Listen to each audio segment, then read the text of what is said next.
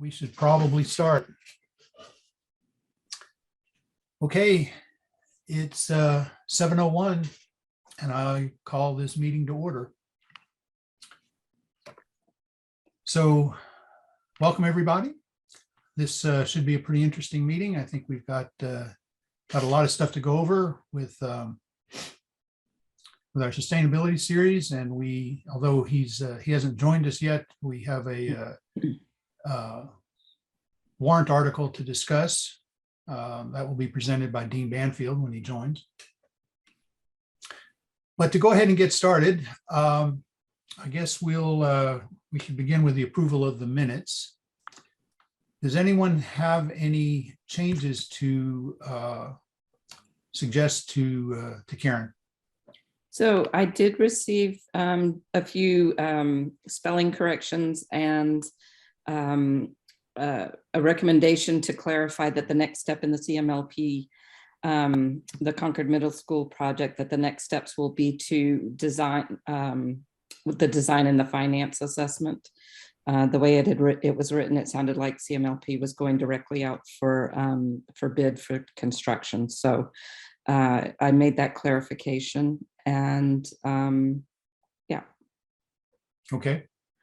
Does anyone have anything else to add to those changes? I had just noted on number 5 in the sustainability series section on page 2, some of the dates that were given out there have changed. So, I mean, maybe this is just a normal evolution of the changes as they were stated in January. But for example,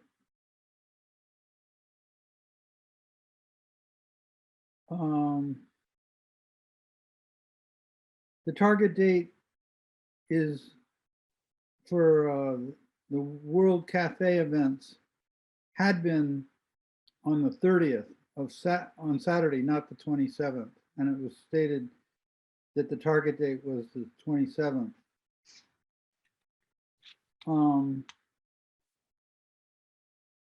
Well, there were some changes too. In the section where you were talking about the sustainability series, there's a statement, she says, from Laura Davis. It says, she asked if CSEC considered something that would be more family friendly than online webinars. And what we know tonight is that a number of those events are going to be in person at the Harvey Wheeler Center with tables. So well, that's the proposal, but I think the minutes should reflect what was discussed in the last meeting. This information, for example, about Harvey Wheeler is subsequent to that, so that should not be included in the minutes. The other thing, there was another thing where you had, on page 3, where you were talking about the library event, and that has gotten reshaped a lot since these meetings. These minutes were generated, but I guess as a point in time, they're fine. Yeah. Okay. That will all be reflected in the next set of the minutes, the changes. Okay. Right. And I should comment again, Karen, thank you once again for your exceptionally detailed minutes. That's fantastic. So I just want to explicitly acknowledge that. You're here. So shall I have a motion to approve the minutes as amended by, or as changed by and described by Karen? So moved. And a second? I'll second it. So it's been moved and seconded that the minutes are approved as described. All in favor, raise your hand. It's unanimous. I think it's, oh, Brad, you're right. You're not a voting member. Okay. So it's unanimous. Thank you. The minutes are approved. Next item is a chair's update. I don't have a whole lot to update at this point beyond things that we'll talk about later. The one thing I'll mention that is not explicitly on the agenda is that an idea has surfaced. Someone proposed this to Amanda, and she can talk about this more perhaps during her update, that an idea has surfaced to create an award for a sustainability champion. It's not a refined idea right now, but it is something that Amanda and I've talked a little bit about, and we'll discuss with Courtney Eaton, the chair of CAB. That's all I have to report on it. Amanda may have more, but I wanted to mention that. And that's about it for me. Most of my efforts, almost all of my efforts since the last meeting have been focused on various aspects of the sustainability series. So that's all I've got to add, short and sweet this week. Next up, Amanda, you want to describe a bit of the 47 million things you're involved with?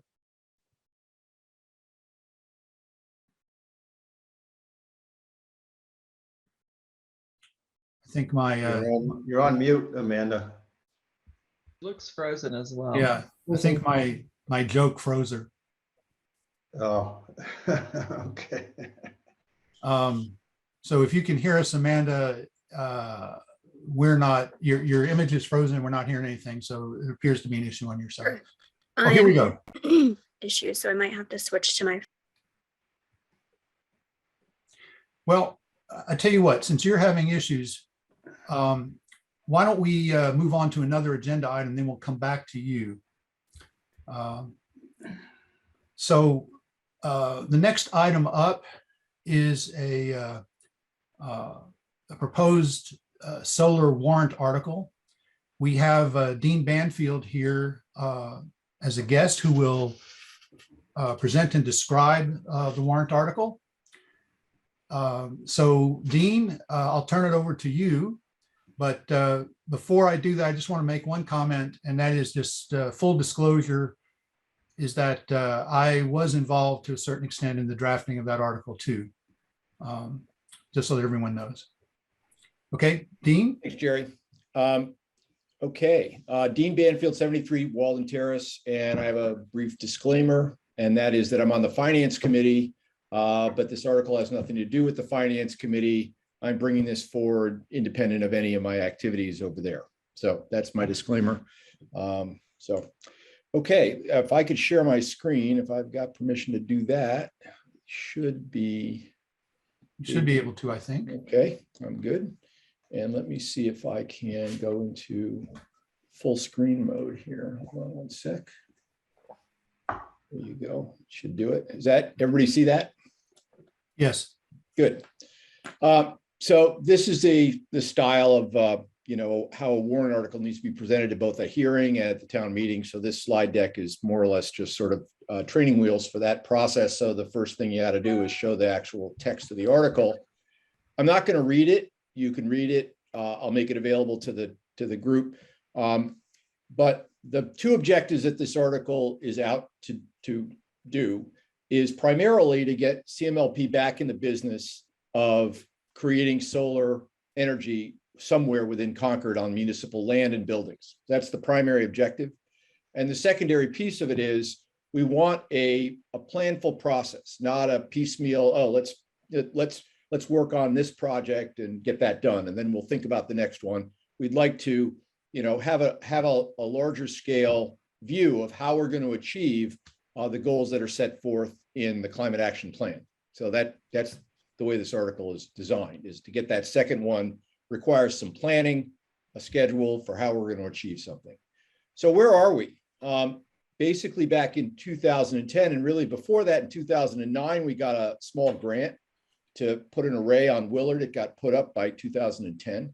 And the light plant put out a pretty healthy piece of paperwork saying we want to get to 25 megawatts of solar by 2030. And how are we going to get there? We're going to put up about 5 megawatts every 5 years. And that'll get us to 2030 with 25 megawatts deployed within the town of Concord. The small array on Willard was funded by a grant program from the State Department of Energy. resources. And I just want to read one quick sentence or two that was part of the grant follow-up that needed to be done when the grant was closed out. And it said, it provided an opportunity for the municipal light plant and the school department to gain experience overseeing the contractual arrangements, installation, and ongoing operation of the system. Further, the system provides an opportunity for other town building managers, as well as school administrators and facilities directors from other communities to get a firsthand look at the technology and hear about the town's experience with it. And that was kind of a starter program. We have deployed no more solar on any of our municipal buildings or school buildings since then. So that really didn't happen, but the light plant took it to heart, and they did the two big arrays that we have at the landfill and at WR Grace. And then we passed Article 51 at town meeting that, you know, said we need to be sustainable. We need to align ourselves with the state. And in 2017, in order to kind of get on board with that article, the light plant drafted and approved at the end of 2017 an 8-year strategy plan to get to 2030. And in that plan, they wrote out solar. We're not doing any more solar. We're done. But somehow, when we did the climate action plan over at the CAAB, it snuck back in, and we have a target of 20 megawatts to get 20 megawatts deployed by 2030. It's a little less than the original 25 megawatts, a little less aggressive, but it's still a pretty healthy nut that we have to get to between now and 2030, because we need to get 12 and a half more megawatts between now and then. And that's a big number. And this is the page from the climate action plan showing the target all in green there. We have about 7.57 megawatts deployed, and we need to get to 20 by 2030. So we have about 12 and a half to go. And that means we got to get moving, or we're not going to get there. So what I'm asking is local solar an important thing in the town?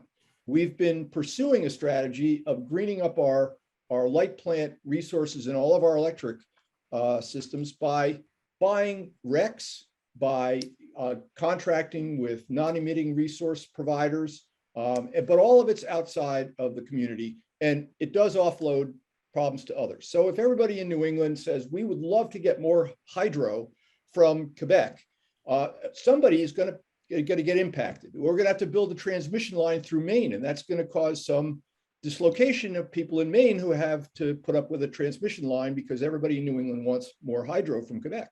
So what can we do locally? And the question is, are we doing our share anyway? Since 2017, when the state had its targets for 2030 and then 2050 beyond that we were aligned with, the state has not stood still. They've continued to add more aggressive planning. They've created Charlie Baker signed a climate plan that required 3% per year from the investor-owned utilities of additional renewables. So that's a pretty aggressive plan. Light plants are not required to do that. We're exempted, so maybe we don't have to, but maybe we should be doing our share. And Massachusetts is leading the country with something called a clean peak standard. Some of the dirtiest resources that get fired up come from what we'll call peaker plants. They're gas-fired turbines, et cetera, that meet peak demand. And that's where a lot of pollution comes from. That top 1% is the most expensive for us to purchase. It's also usually the dirtiest. And Massachusetts adopted something called a clean peak standard, which incentivizes the investor-owned utilities to try to make those final peak demand kilowatts green. Again, we're a light plant, we're exempted from those regulations, but we should probably be trying anyway. So that's my pitch for that. What are the challenges? We really need to study the financials. It's something that has been put off. We offloaded that to Kearsarge when we did the two big arrays that we've already got running in Concord. Kearsarge just sells us kilowatts. We just buy energy directly from them, and they worry about what the financials were, what the bonding is, the tax write-ups, the depreciation. All of that is off the books. We didn't put a penny into any of that. But if we're going to do it ourselves, we need to look at the underlying debt issuance, the payback period, what we would have to charge for kilowatts, what does it cost to maintain them? All of that needs to be worked correctly so that it makes sense, and we can create energy at a attractive enough price. So that needs to be worked. I think it's doable. I think we can probably make those numbers work, but that's a piece of the planning is the financial analysis. The other piece of the problem is the fragility of the municipal light plant system. Our distribution network cannot sustain a lot of solar peak production during low demand months, during low demand periods like April, May. People haven't turned on the AC yet. They're not using their heat pumps. And yet the solar in the community is generating a lot of energy. So those are points at which there might be literally solar saturation or other issues. And how can we fix our local distribution systems so that they can sustain the impacts of solar production within the community? So those are problems that need to be solved. They're solvable, but right now we're just kind of putting our head in the sand and just saying no more solar, because that way we don't have to worry about either of those problems. But what are the benefits? If we put it in our backyard, we're not offloading the infrastructure and the other problems to others. And typically, in the days when you were trying to put up a coal-fired plant or some other kind of energy generation, you put it in somebody else's backyard, and that's a really disparate way of deploying these resources to people who are less likely to resist them or able to resist them, whereas we're here in Concord enjoying ourselves. So I think there's a piece of equity here that we need to really think about how we need to kind of do it ourselves. Local energy, renewable energy will really be beneficial if we can marry it to energy storage. Energy storage would really be, the way in which solar energy helps us with peak demand. It helps us with capacity and transmission. There's a lot of things that are synergistic with storage. So we need to really think about how to marry those two. Now, storage is part of the strategic planning that CMLP is doing. They expect to go out to bid with an RFP this year for a large storage function. I don't think that there's a lot of detail on it yet, but it's coming. It's on their calendar as a 2022, mid-2022 RFP supposed to go out. So that's a good thing, and it will probably help us get to solar. The long-term benefit here is really that if you deploy solar, you get predictable rates. You sunk the money, you have the arrays, you know what they're going to generate. You're not exposed to the vagaries of grid pricing. You're not exposed to always having to renew a contract for 3-5 years for energy. And you know what it's going to cost, and you know up front, and you can plan carefully. So it's predictable. So that's a good thing. So why do we need to do it now? We really just need to do it now. The planet is talking to us, and it's not going to wait till 2025 for us to build a middle school so we can put up our next array. So we need to get going. Everybody sees the news stories about severe weather events, about the coming sea rise. Was just yesterday's news that the offshore sea is going to rise between 1 and 1.5 feet for the east coast of the United States. So we just have to get going. There's no question about it at this point. And the Commonwealth really would help if we could help the Commonwealth. The Commonwealth has not pushed the municipal light plants to do this. The regulatory framework really impacts the investor-owned utilities, but I think it would be helpful if we got involved. And I think that the opportunities for financial benefit are pretty good. The top 1% of our peak demand hours cost about 8% of electricity, and the top 10% of our demand is 40% of our spend on electricity, is that top 10%. So there's a real financial opportunity here if we can bring the cost in at a reasonable price, because that's where we get into those long-term fixed known costs for our energy. So those are the benefits. We're currently getting about 6% of our solar power from the 2 big arrays that we have locally, 7.5 megawatts. To get to 20 brings us 12.5 more megawatts, adds another 8 to 10% to our portfolio of energy supply. CMS, which we're looking at, and the lights won't turn on there until mid-2025, like April or something of 2025. That's 1.1 out of this need to build 12.5. We can add the BD, CCHS parking. We can look at other schools, but we also are going to need to find at least one more utility scale site. There's just no question that if we're going to get to that 12.5, we're going to have to look for another utility scale site. 2229 Main Street continues to come up. So I have to talk to Gary Kleinman about that, but we just need to get going now. That's really the message here. Okay. And that's my message. Any questions, I'm happy to talk. Thank you, Dean. That's well put. Cogent presentation from my perspective. Yeah, at this point, the floor is open for questions, comments. Look at doing that. Excuse me? This might not be a very direct question, but something that prompted me to wonder about when you talked about storage and solar. And as we get more and more electric cars, I mean, I know the school bus is something that they're looking at, using electric school bus, the batteries in the school buses as storage. Is it feasible to have homeowners help out with their electric cars? It absolutely is. It is a few years out. I can speak to that. I have an electric car. I have one of the more common plugs. It's not a Tesla. It is what's called the CCS plug. It is the rare vehicle that can do it today. I think maybe a Nissan can do it. But what's called vehicle to grid is absolutely a technology that is really in the wings. And if CMLP, gets its smart grid act together so that it could control the use of those batteries, and people sign off on, gee, you can drain my car battery down X amount during peak periods, and then we'll just charge it back up overnight.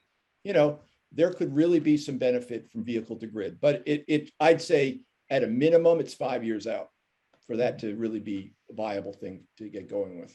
So, yeah, but it's certainly, and a battery on a car holds a lot of energy. It is nothing. It is like having 6 or 8 Tesla Powerwalls. A Powerwall is like 10 kilowatts. My battery in my car has 64 kilowatts. Right. So that's a lot of energy sitting in the driveway.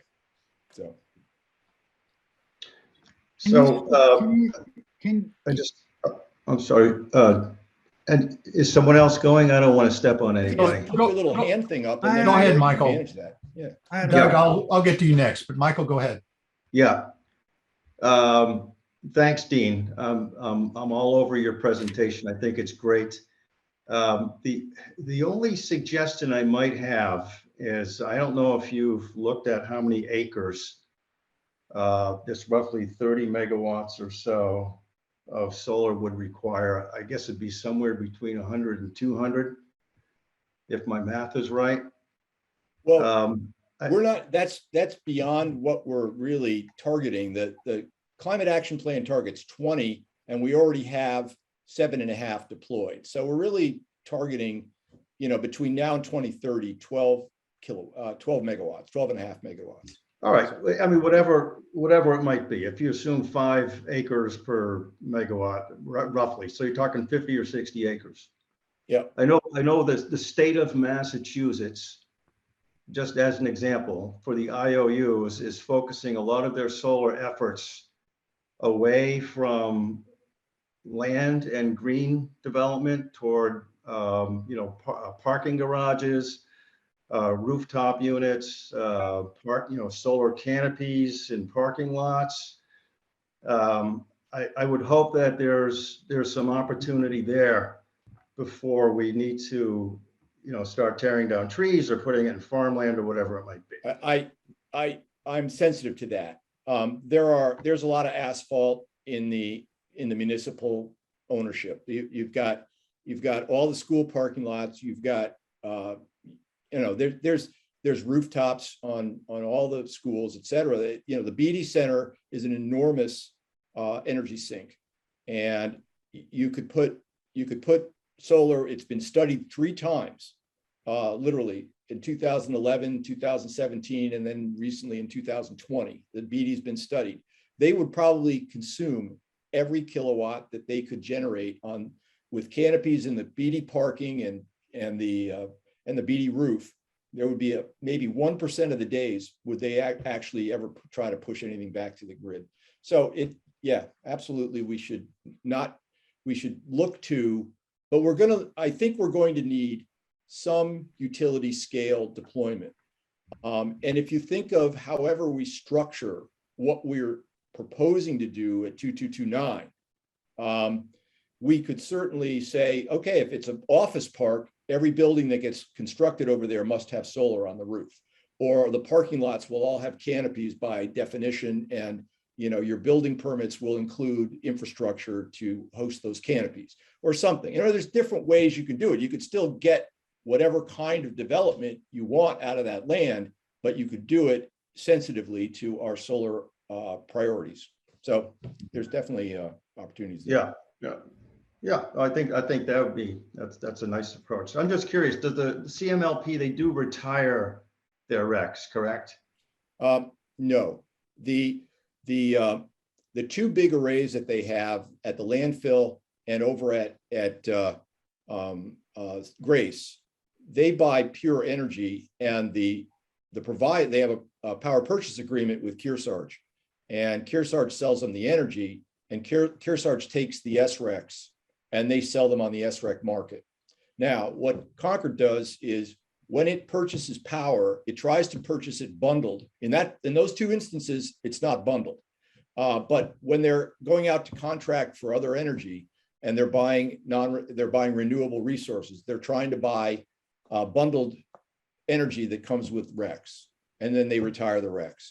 But if they're trying to green up, say, the solar that they're getting from Kearsarge on those two large arrays, what they do is they go to the REC market and they buy Massachusetts Class 1 RECs that map to the energy they're purchasing from those arrays, so that Right. they can then claim that those They claim it that's by green retiring. energy. Okay, and Yeah. okay. So and then they retire them. So yeah, I figured that. I just wanted to confirm that. Yeah. Yep. I'd like to add That's all one note here. This warrant article is urging the town to develop an action plan. Right. So the issue, Michael, that you're bringing up of, gee, these solar arrays take up a lot of area is real. And what I would hope that a plan would address is, well, let's identify all the areas that we could put arrays up, where we could put arrays up that don't impact open space. So that would, take into account the rooftops and parking lots. Those are the areas, in my opinion, that we should target, that a plan should target first before we begin moving to open areas. So the article says, let's have a plan, let's have a schedule. And in the development of that, presumably, advocates can ensure that the town is focused first on those areas that don't impact open space. Just to put a finer point on what Jerry's saying, that's actually been done twice. When the 2010 CMLP plan was put together to try to get to 25 megawatts, a committee was formed called the Solar Siting Committee in 2011, and they identified about 22 megawatts. But some of that land would have required tree cutting, and there were other issues with some of it.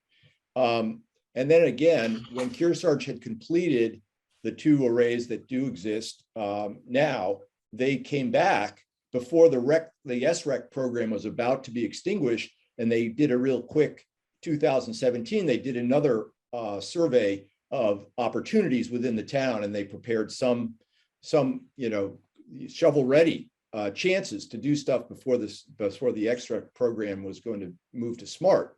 And we didn't act on any of that, but they did do another survey at that time. So yeah. Okay, I see Doug and Hanny have questions up. Doug, why don't you go first, and then Hanny after that?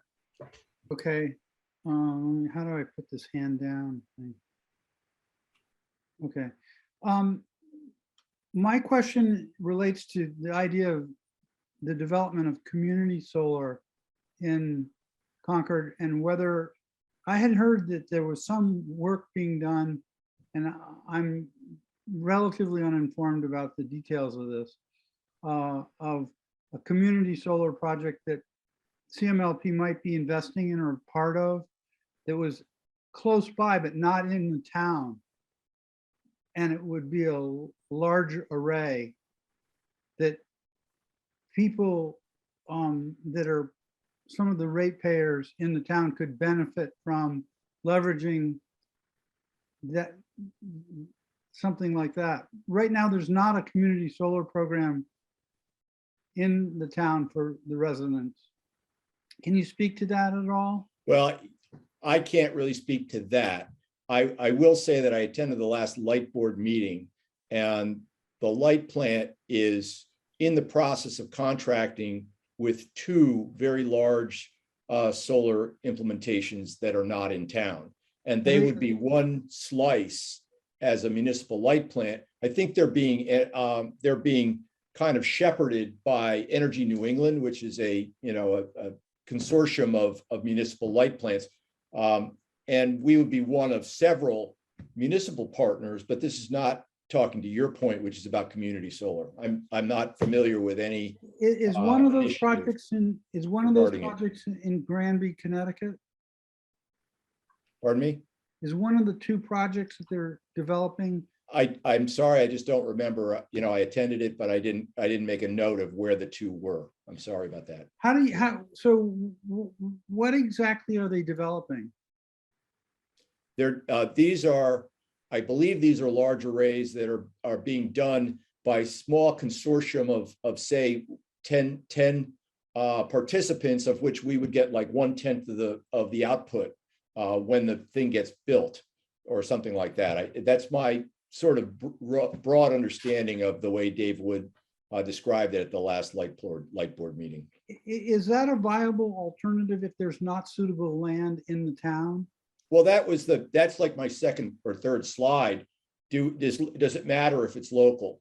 And in the end, we can get 100%, and we expect to get our energy 100% not emitting by 2025. The light board is on a march to make sure that every last kilowatt we have coming in by 2025 is non-emitting. So, and you can do that by, buying wind, hydro, solar elsewhere, by buying, class 1 RECs. So you can achieve that without having any real footprint required in the community. And so the question then is, are we doing our share as a community? Are we pushing the problem onto others who are less able to resist the cutting of trees or the need for transmission lines, et cetera, because we don't really want to see an array near us that required us to cut a few trees down. I'm not saying we want to do that. We don't want to cut trees down, I don't think, but we're in effect sort of turning a blind eye to the way this might be going in somebody else's community when that happens. So can you speak to for a minute about the 222 the project that you mentioned on 222 Main Street? 2229 Main Street is the old Nuclear Metals Superfund site. And it's a very large site that has a lot of potential. There are entire committees that are devoted to navigating both the federal cleanup process and also the planning process for, in the event that gets cleaned up and is handed to the town of Concord, that we have a thought process around what will happen over on that land. It's a very large lot, and a good healthy chunk of that lot has been sort of like marked off as don't touch, and not for reasons of, oh, don't go here because we have to put up big, triangular messages that this is dangerous, but because it's nice open space, and why cut into it if you don't need to? But that still leaves a very large amount of land for, basically you could have anything from light industrial to what used to be over on Forest Ridge, which was zoned for light industrial and office. And so there's an opportunity for that. There are other advocates who would like to see it be, quote, workforce housing, low cost housing. There's all kinds of different thought processes going on around how to develop that land. There's others who would like to see, an athletic complex be built over there for the community, et cetera. There's all kinds of thought process going on. But, my thinking is solar can be a layer on most of those choices that we make. There can always be, whatever is facing the sky on top of a parking lot, on top of a building, et cetera, can always be a solar panel. So there's always an opportunity to put solar into the mix over there. Do you think that by Doug, okay, Doug, so go ahead with your question, but after that, I'd like to move on. Hanny also wanted to ask a question. I apologize. I'll let it go. That's all right. Okay. Hanny, I don't see your hand up anymore, but I do recall it was up at one point. Did Yeah, you still have a question? I was just trying to formulate my question, but I think it got confirmed. So, I think the thing that sort of, I like the proposal. That's one, okay. But I still think that it would be more beneficial for us to think about it more wholly, right? Yes, I know we need land, but I also believe that the incentive for homeowners to put on solar is pitiful, right? Pitiful, right? It's peanuts. If you put a cost of $30,000 and 10% are subsidized, basically, right? And that is where the space is, all the roofs, right? And that's what I think where you can see without cutting any trees whatsoever. I think it's extend that idea is that how do we encourage all people to really invest? And it's all local. It's all local. And they changed the rates not too long ago so that the solar doesn't do you as much good because you've got a metering charge and No, this is like it's a disincentive. It's like preventing people from doing it as opposed to going in that direction. yeah, just to get to zero on the electric portion of my bill, I have to make more than twice as much as I use. Yeah. So I don't get it. It's like working against the current. So I happen to agree with you, Hanny. However, I'll just point out that this warrant article is focused on municipal sure. solar development. Sure, no, I understand. Look, we own a municipal solar plant, right? This is ours, right? So Right. So this is, at least my 2 cents, this is where we need to start. Well, maybe need is the wrong verb here, but it's a good starting point. If for no other reason than, as Dean's pointed out, the town has not followed through on what the town said it would do in previous years.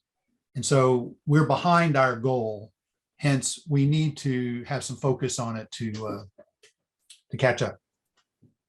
So I'd like to kind of wrap up this discussion in the interest of time, but I don't want to close it off prematurely. Does anyone else have any questions or comments that they would like to pose here before we move forward? Jerry, I just have one quick question on the process. Is the article designed to just get the wheels moving, and then all the details that have been brought up as part of this meeting would then be addressed at some point? Or would some of the concerns and details that were brought up in this meeting go into the article now? It's just a procedural question that I'm curious about. I'll try to answer that. Yeah. The article is in the warrant as you see it on the screen. And so it had to be written in a fairly open language, but it's pretty crisp. It says we need a plan for how we're going to arrive at our goal of 20 megawatts. And without that, and obviously you don't get to a plan without a process for developing that plan. So I'm sort of hopeful that we have a transparent planning process that might be managed by the light board, or it might be, there's a lot of different ways that planning process could occur, but we need to answer a number of questions like that were raised in this deck. Like, okay, if we have problems with solar saturation, what kind of solutions can we have to stabilize our distribution network, blah, blah, blah, that allows us to do these larger solar deployments, et cetera. So that plan is what this article is really driving towards. We don't want to just haphazardly do an array on CMS and then say, okay, where's the next place to put an array? We want to have a structured way of saying, here are some milestones that'll get us to 12.5 more megawatts between now and 2030. Right. And that was my question, Dean, is once the process starts, are we assuming it's going to be transparent enough so that there'll be a comment period? Well, I absolutely hope so. I mean, I can't say that enough. Right now, the way the light plant has been operating, we just have some buzzwords, solar saturation. We can't do it, solar saturation, but we don't have any visibility into, okay, how are we going to solve it? Or is anybody studying it? Is there anything happening? There's just no visibility. So I would certainly hope to see a fairly transparent process. Yeah. Okay. Thank you, Dean, and thank you, everybody, for Thank you, Jerry, for having me in. for the great questions. What I would like to ask the committee now is, or first a comment and then a question for the committee. So we're, with the Warren article, we're effectively asking town meeting to vote on this. And given that we are the Sustainability and Energy Committee for the town, our opinion should be voiced on this warrant article. So I would like to ask the committee to vote here on whether or not we support this article. I believe we should, I would like the committee to be in a position when town meeting comes and this article comes up, I'd like to be in a position to say that this committee urges affirmative action on this warrant article. So I would like to ask now if a committee member would like to offer a motion to that effect, that we would urge affirmative action. Can I hear a motion from anyone? Yeah, I'll put in a motion, honey. Okay, so I think you need, thank you, Hani, but I think we need some a description of what you're moving. It could be a simple. Well, I move to support the motion being presented to the town meeting. Okay, The thank you. warrant article, right? It's a warrant, right? Well, it's just an article. It's an article. Yeah, it's just an article. You could to just suggest, you could move to for affirmative act, you could move to recommend affirmative action is the language that's often used. Right, yeah, exactly. So I move to recommend affirmative action of the article. Okay, thank you, Hani. Do I have a second? Article 38, would that be helpful? I'm sorry, Janet, what is that? Would it be helpful to actually say Article 38, yeah. Article 38 rather than just the article? Sure.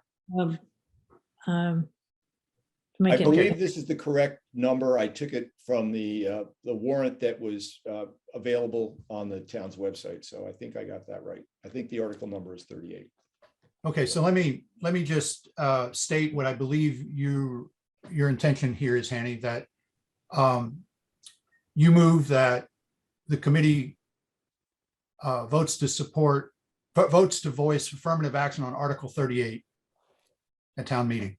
That is correct. So Karen, hopefully you captured that language exactly.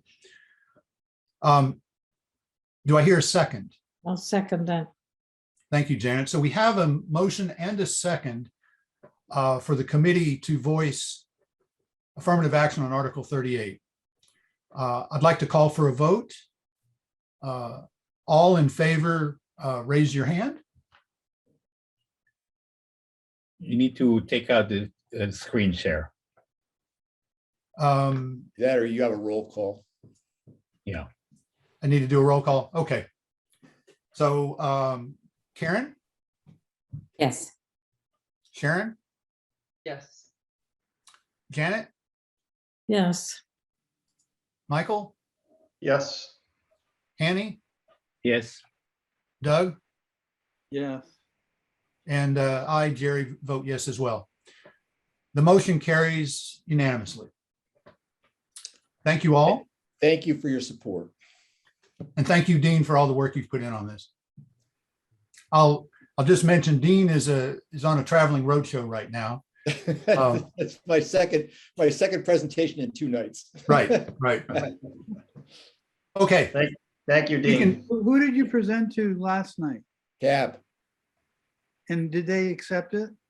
Well, I exited the meeting. They had a lot of other business. And then I think they were going to talk about warrant articles. I don't know if they did a recommendation of affirmative action. I think they deferred till their next meeting. I think the way their process works is they talk about stuff and then they come back and vote on it in the next meeting or something. I'm not exactly sure what they're. yeah, I was there. They did not take an explicit vote last night, but I'm confident they would support it.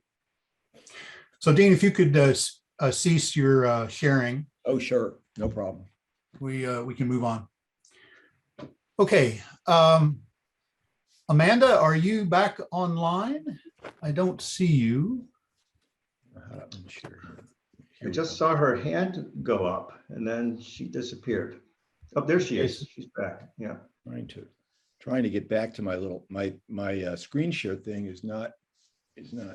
All right. I still don't see Amanda. So, okay.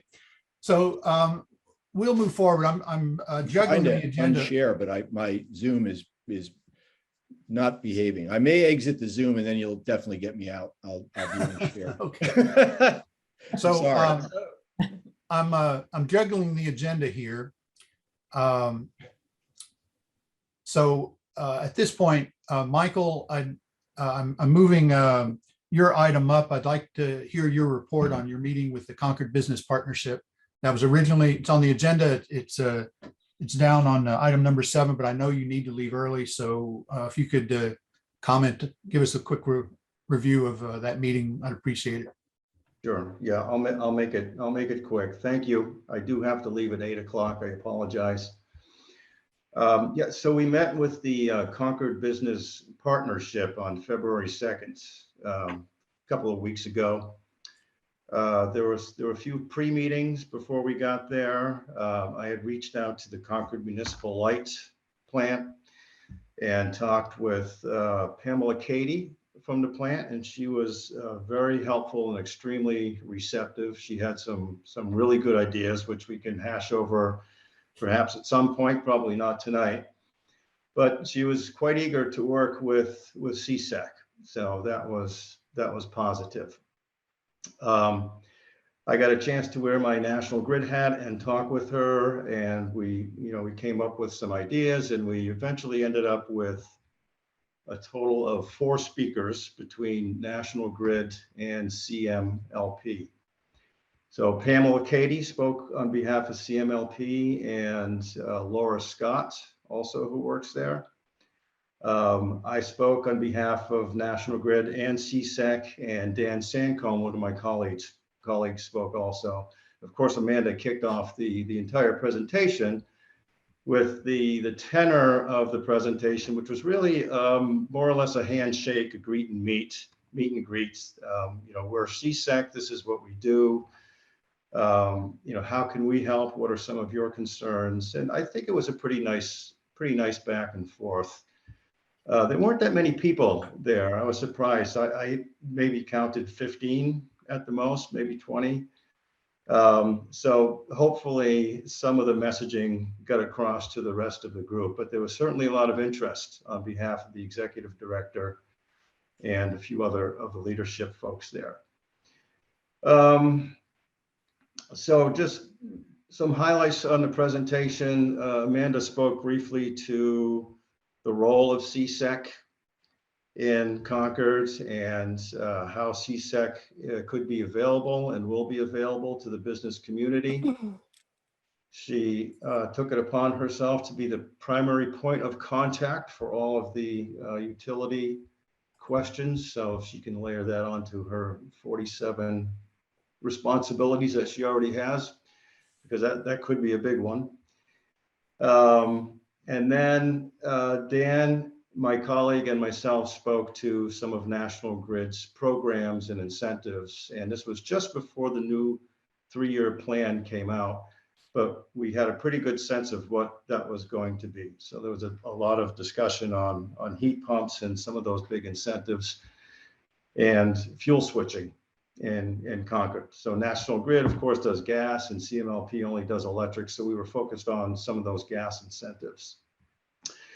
I did forward the presentation to you. If you have any questions on that now or later, feel free to email me or Amanda or Jerry. But everything that was presented is on that PowerPoint. Were there any, I'm sorry, go ahead. I'm just seeing if there's anything else I want to point out here. There was some concern brought up with the business community about the environmental, energy, sustainable world being difficult to navigate, and so there was a lot of focus on having one point of contact that people can go to, and again, that fell to Amanda. There was some discussion on the 50 kW capacity issue with the residential net export, commercial export also. And then we had, I don't know, 10 or 15 minute Q&A at the end of some questions. So that's just at a high level. Were there any next steps identified? Well, I know that nothing. I don't recall anything concrete.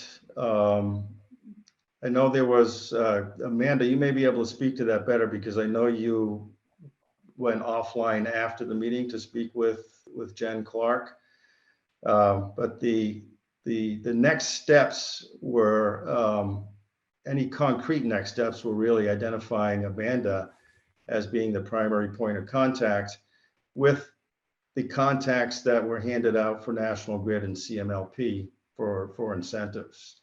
Beyond that, I'm not sure we got into the detail of actually identifying primary next steps. Okay. But like I say, Amanda was offline after the call. I don't know what transpired in that discussion. I'm assuming there might have been some discussion there. Okay. Is your I think- presentation in the meeting materials, out of curiosity? No, Doug, I sent that just before the meeting started tonight. It's set 6:58. Okay, so I can find it. Okay. Don't see it. You don't see it? Amanda, are you online? I thought I heard you, but not I sure. think so. This is my second pair of headphones. So am I working? Yes, we can hear you. Okay, great. So I did follow up with Jen after, and I sent her resources based on the conversations and questions people had. As I think all of you know, if you're not really in the weeds on sustainability, some of this can feel pretty overwhelming because there's so many different programs and there's so many different details. And so it really felt like this was an introductory meeting to kind of give a flavor of what's on the menu, and that we provided the resources afterwards so folks could dive into things a bit deeper on their own time and kind of go into the details a bit more. But I would say that there was interest from composting all the way up to doing retrofits. And so I think there's definitely some follow-up that we can do there, and just staying connected with them, and to kind of bookend a few things that you had already mentioned, Jerry, like in addition to maybe a sustainability champion award, that could be an annual award. We could also think about an intermittent business award, that if we noticed a business doing something Or if something was reported to us that a business was doing something sustainable, maybe we could come up with some sort of branding sticker that would recognize their sustainability work that they could put in their front window. So that was just another idea. But we really didn't have a lot of time to workshop, challenges or interests. And so maybe that could be a follow-up to another meeting. Okay. What type of businesses were represented in the 15 that were there? There was real estate. The Verrill Farm owner was there. I That's think what comes to mind. Yeah. some of the representatives are also the owners of the buildings, not necessarily the business representatives themselves. And it was a short meeting, and so we didn't have time to do a full round robin of introductions. But some of the other smaller businesses were there as well, like Deborah Gourmet was there. But I think potentially once they get back to in person, that might also be a nice opportunity to do some more networking between CSEC and the business community, because I think it's a much more informal setting when they're in person rather than a formal presentation and Q&A. Yeah, I tend to agree. There are limitations to Zoom, as handy as it's been for the last 2 years. I think being in the same room together, I feel like the meeting served its purpose and we had the meet and greets. But there's more that we can do with developing those relationships, particularly with the ground is moving under our feet with all of this work that's being done by the state of Massachusetts and CMLP. So a lot of that I feel like is messaging and getting the word out there and creating some excitement. Okay. Thanks, Michael, for the report, and Amanda as well. At this point, I'd like to shift gears and dive into the sustainability series and see where we're at with things. I guess to start off, what I'd like to do is briefly walk through each event and see where we are with each event. To begin with, I want to just show the schedule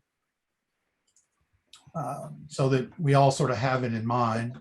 Hey, I'm going to sign off right now, but I do want to let you know that I did send that out at 6:57, the PowerPoint. Yeah, I saw it. Yeah. Okay, thank you. So let me find, here we go. I think this is it. So hopefully you can see a spreadsheet here. And hopefully this is not the first time you're seeing it. This is stored on the Google Drive in the sustainability series tree under the sustainability series folder. But basically where we're at, or we're almost at, is right here. We have a deadline of February 25th. On February 25th, we need to have each event nailed down. And by nailed down, I mean we need to have the first order details confirmed. The title, the date, the location, a short description, and an abstract, a general plan. And the reason that this is a deadline, or for this particular date, is that on March 1st, the materials to be printed need to be sent to the printer. And in particular, those materials are the bill inserts that CMLP will insert when they send out the bills. So the first mailing for CMLP is March 20th. They've told us they need to have the materials to print by the 1st of March. So just backing that up just a little bit, the previous Friday is the 25th of February. That's when this has to be nailed down. Now, I think we're mostly pretty good shape, but it varies. So with this as background, I'd like to talk about each particular event. We'll go through them sort of one by one. And we'll start here with this item, the keynote address. Now, let's see, let me close this. Okay, I'll leave that open and open up the details for the Carrie Emanuel talk. So is this viewable, or can people see now the description? Okay. So Janet, you want to talk to this as the champion for this event? Sure. I think it's all set, and that all makes sense. I've actually I actually sent it to Kerry, and he said it looks fine. I will actually be seeing him this weekend, so I can have a conversation about it. But he's on board. I don't know what, and I told him we were planning a hybrid meeting with a live audience, but he'd be on screen, and we've done it. So there could be questions from the live audience as well as Zoom questions. So that's the plan. And you're good with the description and the abstract here? Yes, yeah, I think that's fine. Okay. And I can, confirm that when I see him, but I did send it to him, so. Great. So I think, yeah, it looks good to me. I think the key things are defined. Of course, there's some audio-visual details to work out, but we have a little bit of time to do that. The key thing is, getting ready for the promotion, and I think this looks good to me. And I did contact the Minuteman Media guy, right, who said he'd be willing to do whatever we wanted, basically. Right. Actually, one thing you might want to change on this. It says just says will take place on Wednesday, April the 27th, 7 p.m. Maybe you want to put that it will be a hybrid meeting. Okay. With an audience at Harvey Wheeler.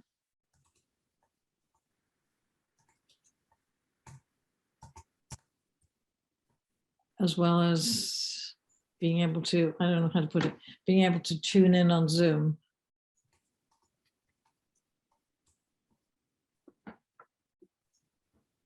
Good? I think that's good. Okay. Do we want to say something about when do you get the Zoom link after registering or something like that? Well, that's a good point. Good point. Good point. You want them to be pointed to the Cooler Concord site to register for it? Yeah, Yes. That's what the link there is, yeah.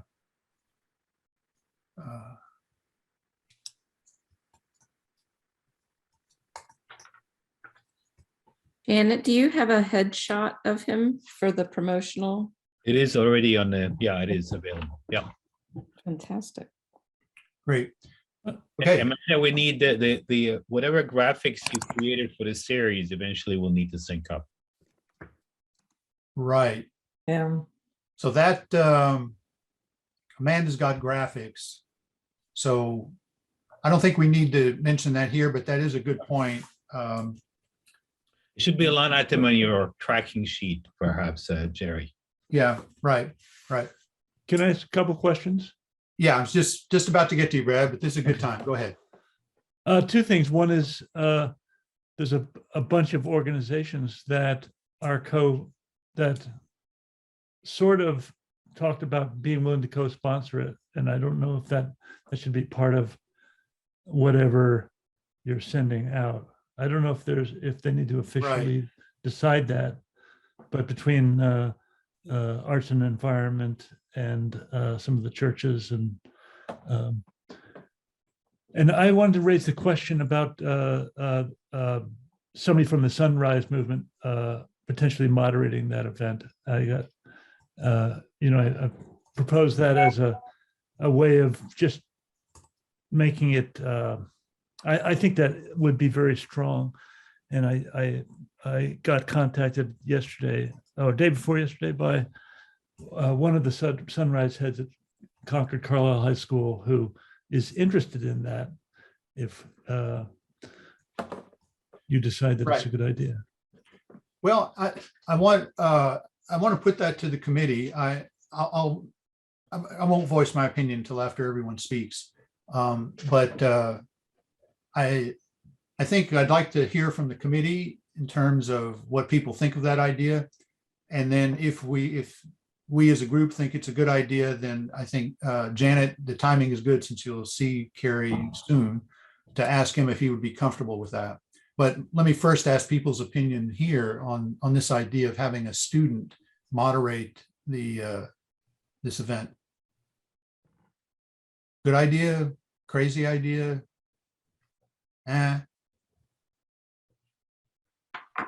Maybe if it could be co-sponsored or co-moderated between Janet and that student.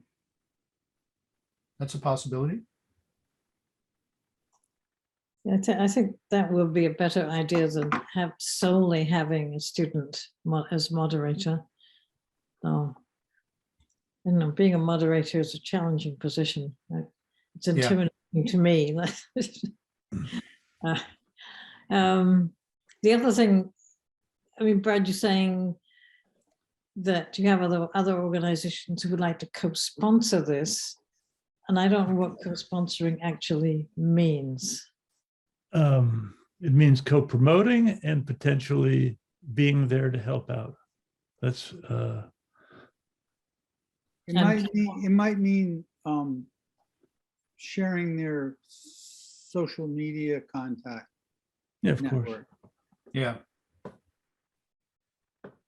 And for this event, I'm not sure, what help would be needed for this kind of event. I'm just looking for ideas. Let me go back to Brad's point here, if I may, just in terms of logistics. Amanda, your graphics are Concord centric, Concord Sustainability Committee, or are they more generic? So I do have a version that says like in partnership with, and then we can list out different organizations. Okay. I think what we need to, I think there's a difference between, there are different roles, and maybe we could define what term we want to use for which role. So I think we have like co-hosting partners, and then we have like promotional partners. So if we wanted to use the term co-host for people with groups that we are truly working with to put on an event. So let's, for example, use the Concord Green Team. And if that event goes forward on the 30th, then they would be a co-host of that event. Versus if say Concord Can is just going to help with promotion, then maybe they are a sponsor or a partner or a different word than a host, so that we have a way to distinguish the two levels of effort that are being put in. And I think we would put a co-host on the advertisements, but perhaps recognize the support of all of the groups on the website. That's just one idea, but open to, suggestions on that. I think, the leadership is coming from CSEC. And so that should be acknowledged, and other people supporting it other groups supporting is wonderful. But this is where the leadership is coming from. And we could say something like perhaps this program is sponsored by CSEC in the town of Concord and co-hosted with these several organizations. And I think, as Amanda is saying, she and I talked about this some time ago, not recently, but I think that the key thing here is we can use some different terminology to acknowledge different roles. Yes, we're the leaders of this, we're the organizers of it, but yes, we also should recognize these other organizations that will be helping us out. So I think we have a little definitional work to do. I don't want to get into that too much right now because we have quite a bit of other stuff to go over, except to say that, yes, I recognize and Amanda recognizes that we have a little work to do on that part. Brad, you wanted to add something? Well, I still want to push the prospect of having young people involved in as many of these events. And in fact, making, in introducing the speaker and making the case that, we're freaked out about the world that you guys are handing us. That's a much stronger message than any of us could do moderating the event. So that's my pitch for having a high school senior involved to moderate that event. You might be worried about what they might say, but they're worried about what we maybe have done through our lives. Yeah, so I'll give my 2 cents now. I agree. I like the idea of having students involved, and just for the reasons you're mentioning, Brad, they make for a much more compelling argument or comment. At the same time, I'm a little nervous. So I had not thought about until someone mentioned it here. There could be co-moderators, have a student and Janet or one of us or Amanda or someone like that, just so that kind of an insurance policy in case things go awry, have an experienced hand to keep things on track.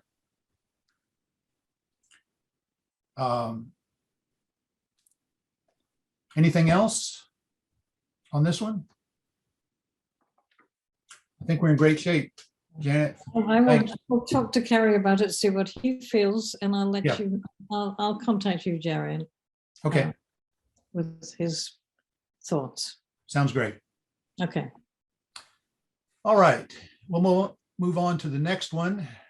I'm going to close this and open up the Arbor Day celebration. And Amanda, I'll let you take this away. Yeah, so through many conversations with CPW and other groups in town, I learned that the Garden Club had historically done an Arbor Day in Concord and had partnered with CPW by donating a tree, and then CPW Public Works would plant the tree, and then the Garden Club would have a dedication event. And they had this planning in the works already. and a very similar setup to what we were already thinking, to also provide refreshments. And so the garden club was willing to co-host with us in that they will do the organization of the event, but we're happy for us to also put it in our sustainability series list of events.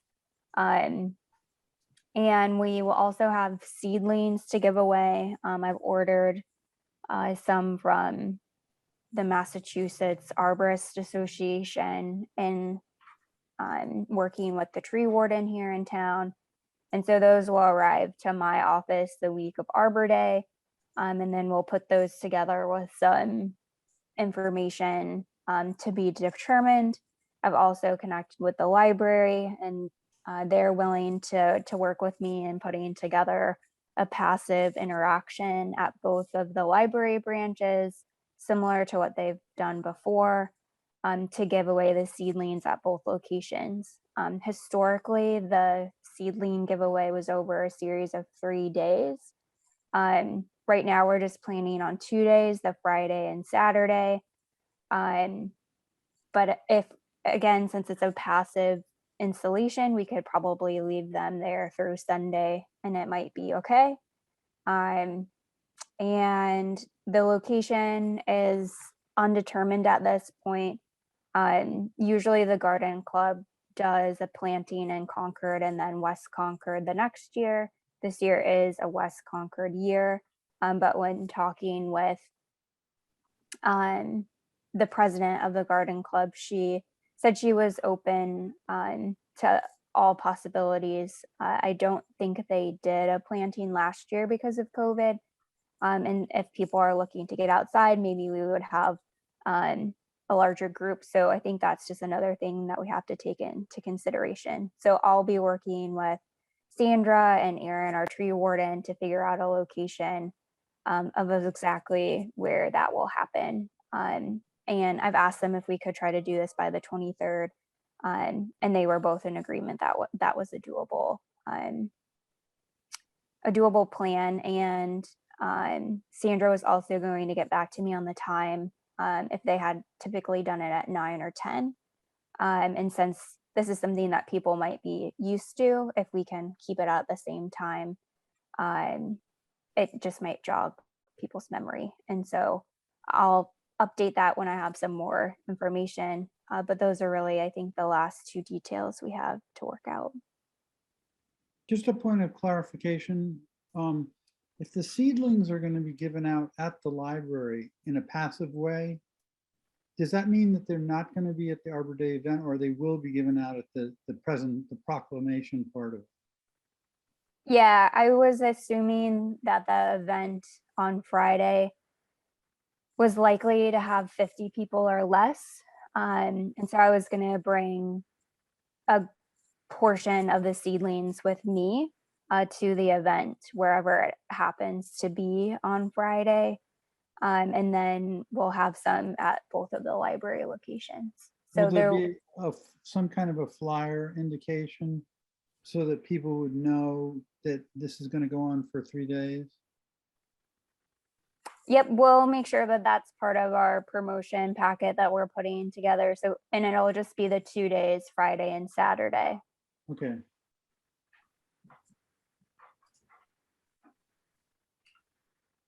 Okay, this all sounds good. The one thing that's not included here, it doesn't need to be at the moment, but that's one thing we talked about, Amanda, whatever day it was that you and Doug and Laura and I got together, that it would be good to have some materials or something that folks who come to the event, whether it's the planting or the tree pickup, something to get them to consider more about climate change and how they might take action. You know, one possible example, it's a lightweight thing, but you know, is to hand out a Your Sustainable Home Now brochure with each seedling, or maybe, you know, a list of resources or possible actions they can take beyond, planting a tree.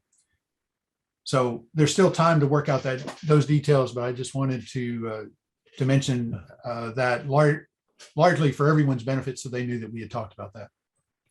Brad? Yeah, Oh, I'm sorry. Go ahead, Amanda.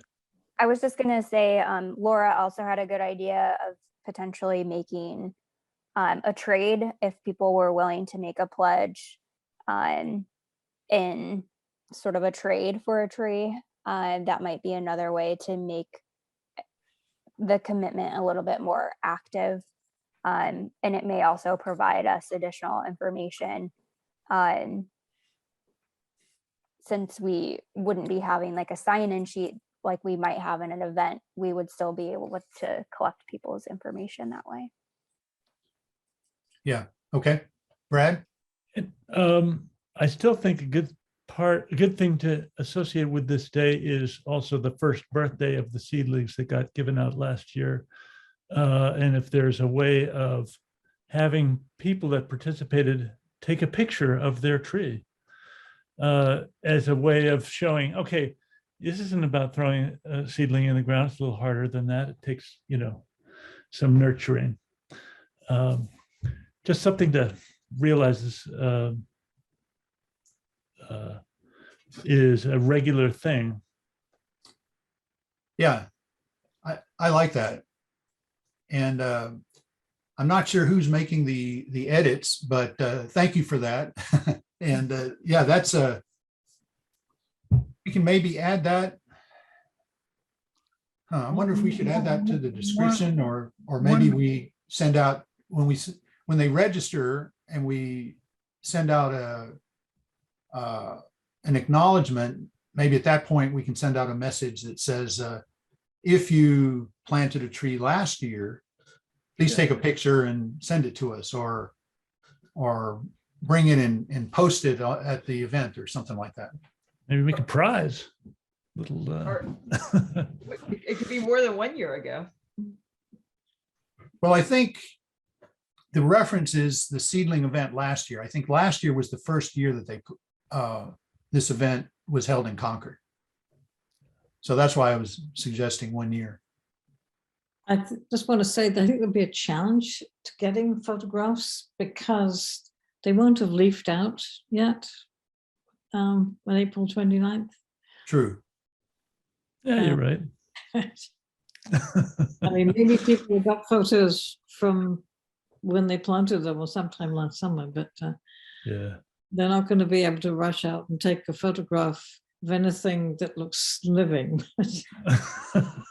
Well, I can speak from experience that seedling I planted, not from this source, but from a different source, at its first birthday like this, I thought it was doing fine, but it wasn't. So, Okay. but that's an interesting idea. Maybe maybe we can riff on that over the next week or so. Yeah. Anyone else? Any thoughts, concerns? I It sounds like I think you've captured it in the event information there. yeah. I think this is a relatively complicated event, but I think, Amanda, it sounds like you've got it planned out and well under control. And I think it's great. There's a number of other organizations that are working on this. Helps to spread the word and build consensus. Do you need to list the co-sponsors? Like I would say, the event location, well, the primary event sponsor is the garden club. Yeah, we'll need to work on that language.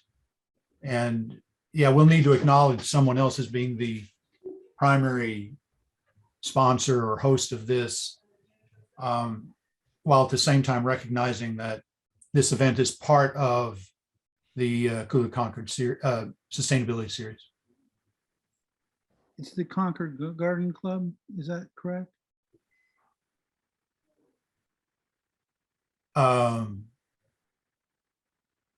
Amanda? I keep calling them the Garden Club, but I can see if their official name is the Concord Garden Club. Okay. Anything else? Any other comments or thoughts on this event? Okay, great. We'll move on to the next one.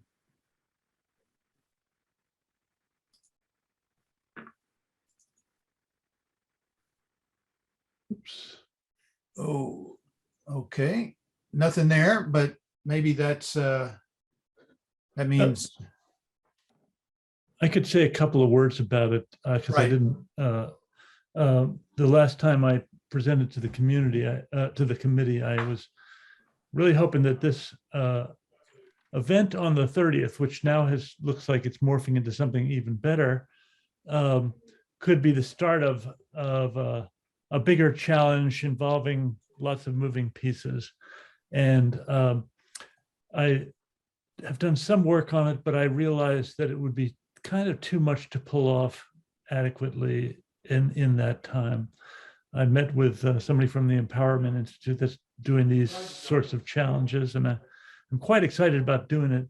It's just, I think we need to have more ducks in a row, and it would be hard to do it adequately in time to do that challenge starting on that date. There was some you feedback. have, There was Go some ahead, Doug. feedback that we had gotten from Laura in a meeting. Jerry, did you get any feedback with her today about some of the thoughts that she had given to it? well, not today, but Laura is here in the meeting. And so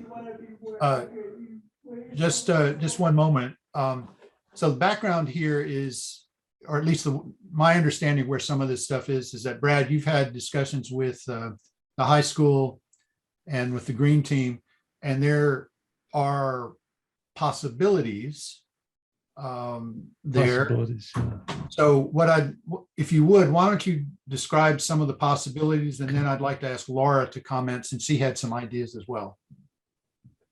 Right. So I've met with the Green Time once before Christmas and once early morning in January. They were both short meetings, and we didn't really have time to accomplish much. I presented some ideas of doing something which would involve getting a lot of students involved in doing some projects, sustainability related, that could be displayed at a festival.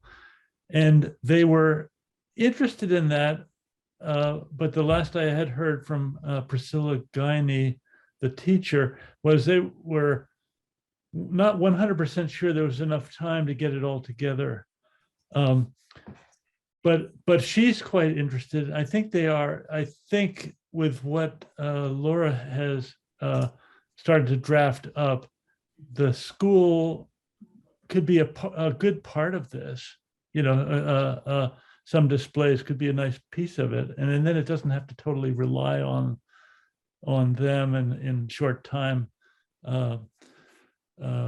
putting a whole festival together. Right. Right. So, and as I understand it, we'll have a discussion with Priscilla and Amanda and Laura early in the coming week to try to iron out some details. Is that still a target for April 30th, Brad?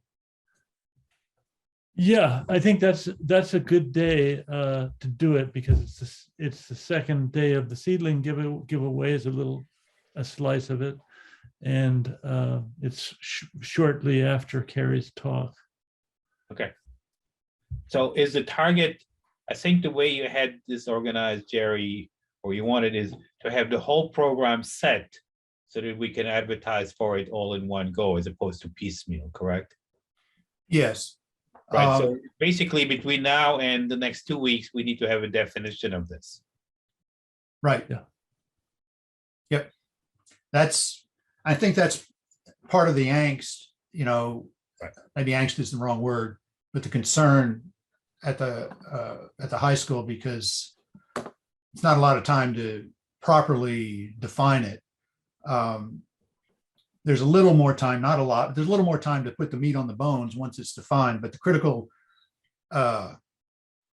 schedule item at the moment is the definition. Okay, Laura, are you, there you are. Okay, you're on mute, Laura. You got your hands up, so Yeah. it's all yours now. Okay. Well, I want to soothe some fears about there not being anything planned, there not being anything in the works. I do have a 4-page proposal for this event. So there is something written already, and it could be very easily transformed into what I'm seeing these other programs already having with a description and an abstract. Essentially, the concept would be that we would have a community-oriented climate and sustainability festival on the 30th in a public location. I think the most difficult thing to get finalized between now and the 25th would be the location. That would be my main concern about those details. But the nice thing about a festival is that it can be small or it can be enormous, and we don't have to say which it is right up front in the promotional material. So my hope is, and I should probably introduce myself. My name is Laura Davis, 330 Garfield Road. I think I'm supposed to do that on a town meeting. And I am a member of the Transportation Advisory Committee, but this has nothing to do with that. I'm also a member and volunteer with the Concord chapter of Mothers Out Front, which is the capacity that I'm speaking in tonight. And we are really excited to organize something with CSEC and with the Green Team at the high school and with lots of other community partners, something that would really get folks who don't see themselves as climate activists coming to an event where they could engage with lots of different ideas around sustainability and climate change. So this would be something outdoors, something very family friendly. Think of it as Ag Day, but for sustainability and climate instead of food. So, it can be, we can incorporate all sorts of different themes into it. So that's the proposal. I'm happy to share the proposal around with you all, but we are going to be meeting with Priscilla, who I haven't been able to connect with since this idea has come sort of out. And so I'm going to be meeting with her and Brad and Amanda next week to make sure that this makes sense for the Green Team and would incorporate any ideas that they're excited about. Okay. This is very interesting from where I sit. And I'm kind of excited about it. I'm a little, at the same time, I'm a little nervous as it's nebulous. It's not completely nebulous. I did see the write-up that you sent me. I've lost track of time now, yesterday or day before, or even today. But I think the two things that I'm interested in is the refined description, which I recognize is not available until the several of you meet. And the second is, sort of who's the champion for this? Who's the leader of it? And would that be you, Laura, or is that someone else? Or what support do you need from CSEC, et cetera? Well, I think it would be fantastic to have a member. I mean, with an event like this, I would hope to have a committee of people working together. I would certainly be involved. I have another member of Mothers Out Front who's very excited to help co-organize this. And I have a few other people in mind who I could pull in once we know that this is actually happening. And it sounds like Brad is also, I'm not going to speak for you, Yes. Brad, but that you're also interested in helping out with this. And Yeah. hopefully the Green Team will also be enthusiastic about it. But at the moment, I can commit myself and one other person from Mothers Out Front, and it sounds like Brad as well, as Yes. being sort of the core group that could get this going. Okay. Questions, comments from folks? Just a point of comment. Part of the idea of the Arbor Day giveaway was to have it be the second part of it, that would be one of the event ticklers, you know, to the giving away of more seedlings on that Saturday as part of that event. Yes, and that could certainly be incorporated into this. If you think about it like a farmer's market, there's no reason why there couldn't be a booth that's just giving away trees and information about tree planting. The other thing that I think was loosely discussed was the idea of trying to have it on the front steps of the library. Yes, I have not. I haven't spoken with Rainey or anyone else from the library about whether that would be an acceptable location, but that is an idea that was discussed. Well, the thing is, then it becomes a partnership with the library, and that was one of the original goals that CSEC had with trying to initiate things with the library. Yes, Right. and I did speak to Rainey Cunningham before speaking actually to this group, and so I can't speak for her, but we were talking about other partnership opportunities for the spring, so I think it seems within the realm of possibility that the library would be interested in co-sponsoring this event as well. But she's on medical leave right now, so I'm not able to reach her.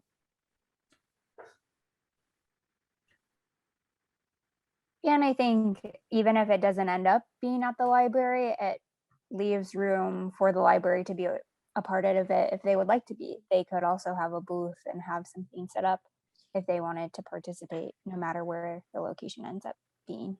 So I think What that other- partnership is still alive. Is the other possible alternative, you know, this was based on the green team availability, to have it at the high school, or is that a no? Since we haven't spoken to the green team, I wouldn't want to rule out anything. I would just say that in my proposal, I did not list the high school as one of the possible options because on a Saturday morning, that's usually not where you find the public. So it would be advantageous to have it in the center of town where we might actually have somebody who didn't intend to come to it stumble upon it instead of it being in a remote location. Yes. Right. Okay. I like the idea. Go forward and you know, good luck with you know, meeting with Make it happen.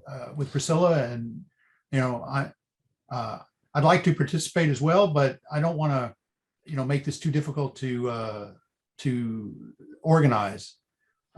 So I guess keep me in the loop. I'm supportive of the idea. I have perhaps two questions for you, which is one, what information do you need by the 25th? Do you need to have the time and location by the 25th, or is a TBD location acceptable for your printed materials? I think we're going to need the time and location. It's possible when we lay out the material to be printed that we don't include that we just include the descriptions and we send people to Cooler Concord to register, and that's where the additional information is. But at the moment, at least, I think we need to have the location and the time nailed down. Okay, and follow-up question, would Concord Center be a specific enough location if we didn't know exactly where it might be in Concord Center?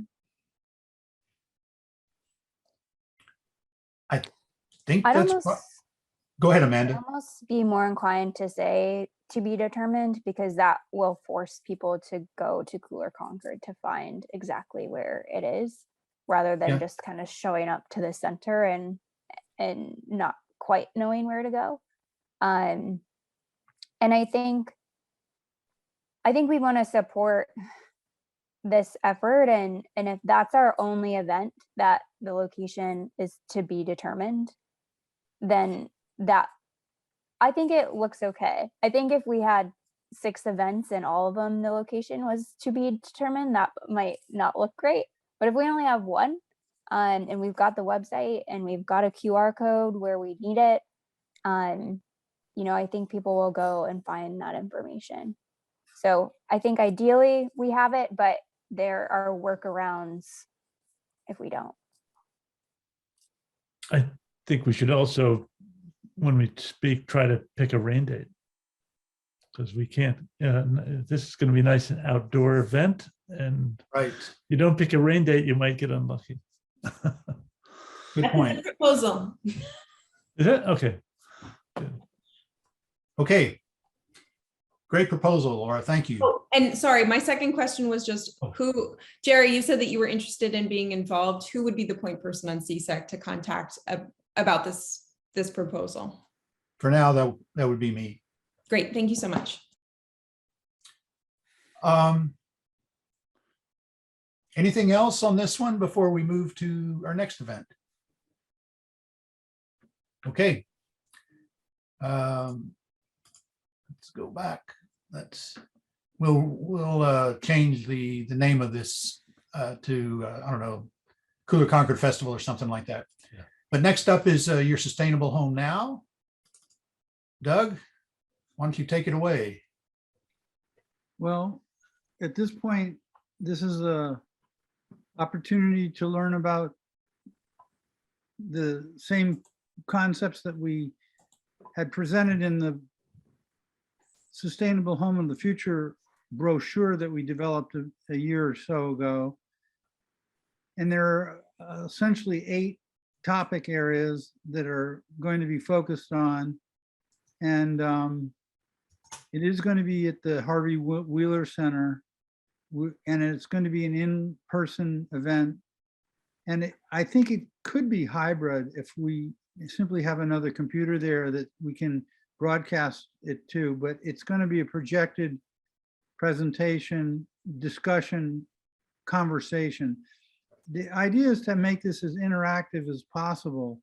So it's based on a set of questions and then some common responses, but give and take amongst the audience to be able to ask questions that are coming to their mind and relate to their own experience.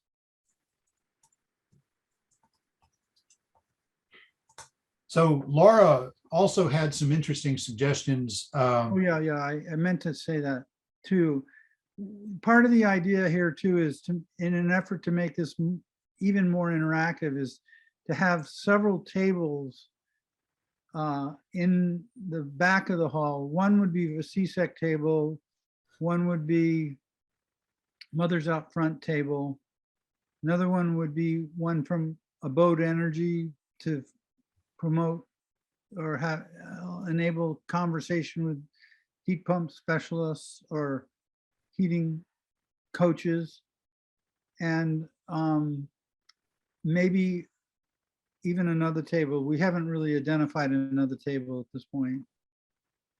I think that part of the idea is for them to be able to book action with the heat coaches if they so desire, and if there are other constituents that are from those other areas that are the other topics that we'll be covering, then there'll be an opportunity for people to sign up or to get the information about those particular specific areas that they need to go and get more information about. I think it might be nice if you could get somebody from CMLP to talk about the rebates that are available. CMLP table, okay. Good suggestion. Maybe Pam Katie could come. Well, and on that note, maybe National Grid, Good point. gas. So this is at the auditorium? Is that where It's at the Harvey Wheeler Center. the auditorium is where people vote? Is that what it is? Yeah. How many how many people do you expect and how many tables are you gonna have? There's not, I mean, you need to think about it. We had envisioned probably 3 or 4 tables. and people are what, standing and listening to something, or they just have separate conversations going? I'm not sure how the logistics would work, right? Now, they would be listening to a presentation, but it would be a spoken, Okay. they would be spoken to, you know, it would be a conversation or dialogue amongst the audience. And we don't know how many people are going to come, so that presents a bit of a challenge. Yeah. So, yeah. what I was imagining, Hanny, is that the auditorium would be set up with chairs, kind of, I don't know, theater or classroom style, more or less. Speaker up front. We'll need a projector. Yeah. We'll need- And then some tables in the back for mothers out front, CMLP or National Grid or whatever, just so that we can, and CSEC, of course, just so we provide opportunities for people to talk one-on-one with folks, maybe sign up for an audit or to talk to a heat pump coach, something like that, just so that we can engage with them or attempt to engage with them after the formal part of the program. What I don't want is people to attend, listen, and then just walk away. Of course, So some of them will. there is a formal part, and then there is a sort of direct them to go to Yeah. the tables or something like that. Yeah. Okay. And I should mention, I meant to mention this earlier and forgot to. I've kind of I'm thinking about Zoom versus in person. I've kind of come to the point of thinking we should do as much in person as we can. At least plan for that as the ideal. And then if we discover, you know, in April or whenever, if we discover there's another COVID outbreak and, you know, public gatherings are discouraged, we change to Zoom. We send out an email to all the registrants. Sorry, but we're changing to Zoom. We can still do the program, but it's over Zoom. My instinct is telling me people will be anxious to get outside. They'll be maybe even more likely to go to a live event than they would over Zoom.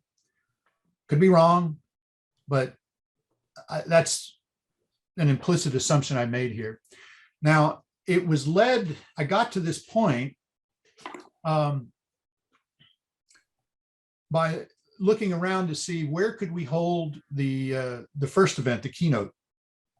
And in talking to Harvey Wheeler, my intention was initially, let me make sure that we can book in a venue, you know, so we get that reservation now.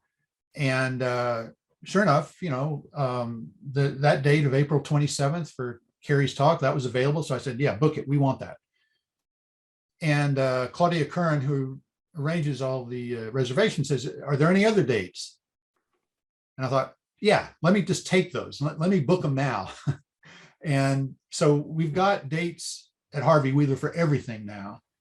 And I explained to her, you know, we may cancel these. She said, that's fine, but at least now we'll have them ready.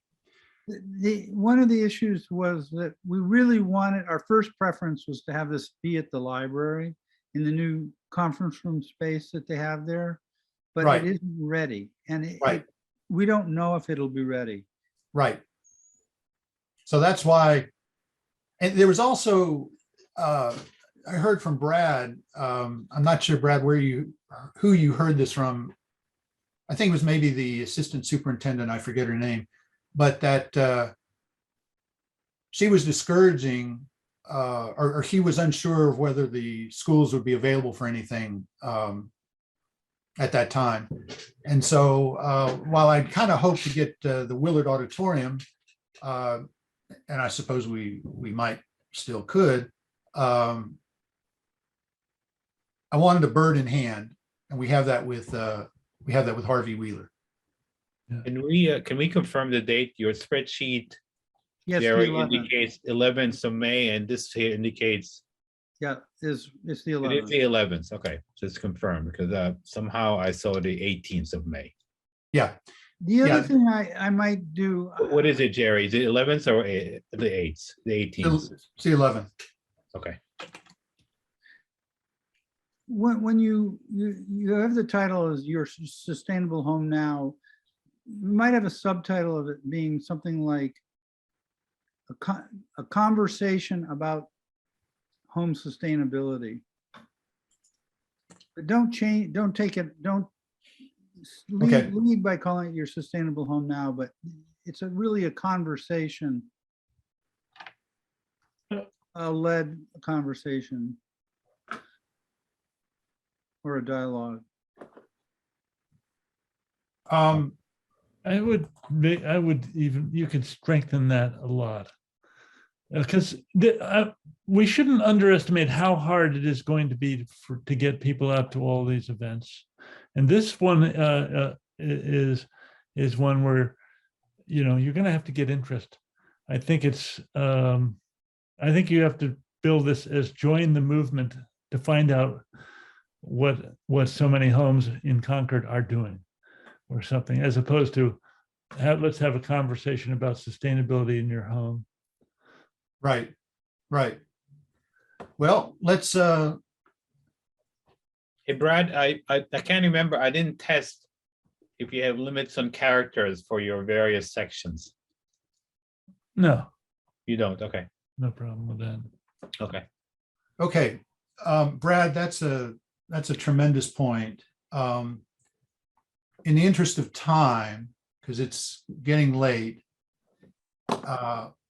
well, I'll not edit it here, but I'll take a note to edit it offline.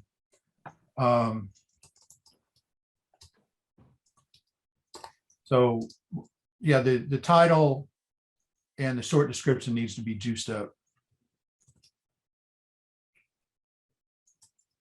Great point.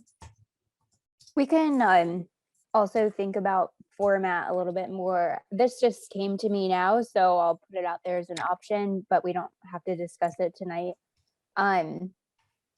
It could be interesting to also, I mean, we've talked about the home and garden tours, but what if we bring all the home tours to this event? And so we have like the case studies. Would it be possible to vary the speakers by having the folks that did case studies come in and maybe give their personal testimony about their sustainable home? Or, we don't know how many people will get, but if it made sense to have, rather than a large group discussion, small group discussions, and it could be led by the people that were the case studies because they have that real life experience. That might be another way, like a peek into a sustainable home, or giving people just trying to think of a different format. There's so much specific, there's so much variance from one house to another. Like what works for one house isn't necessarily exactly appropriate for another house. And No, but I'm that's a little worried about the amount of time that we have. well. Let me just say, I like this idea. We'll see this idea come up again in just a moment when we talk about the heat pumps. But having someone who's done it, who's made a home sustainable, I think adds a lot of punch. And potentially it makes it more interesting. But Doug, you and I can work on that this coming week when we get together. Okay. I just don't want to get too in the weeds with a specific situation where a lot of specific details come up, which don't apply to a lot of other people. Right. Well, if we had a couple different case studies, very brief presentations on those, that tends to cover, some of the differences. Janet, you have your hand up. I do. I was thinking it would be really nice to have modern, high efficiency building techniques highlighted somewhere. And I don't know whether they could be fitted into this evening, but watching the development mill run next door to Riverwalk, there's some pretty amazing building techniques happening. And I think it'd be good. I mean, it's only a small proportion of houses that are being built as opposed to houses that need to be renovated. So I don't know where it fits in, but I think it'd be nice to fit it in somewhere. Okay, I've made a note of that. And so Doug and I are working on this stuff together just about weekly. So I've got some notes. We can see what we can put together when we get together this coming week. Okay. But actually, that's a very interesting comment. I've had a tour with Brad of the building next door to you, and yes, it is fascinating. One of the things that Jerry and I were talking about doing that I guess would be something that we could be open about. I had suggested to him that we try to do a dry run of this on the 15th of March in the evening. And it was going to be probably over Zoom, though. I don't think it would have to be in person, but maybe it would have to be in person. I just haven't really gotten that far with it. But this is just to review the content and to strengthen it in any way that we need to. Yeah, I'm glad you brought that up, Doug. Yes, we should do that. I don't know about the 15th. I think we need to revisit that date because I think I was going to bring this up at the very end, but I think we may need, as a committee, we may need to meet in a couple of weeks to make sure that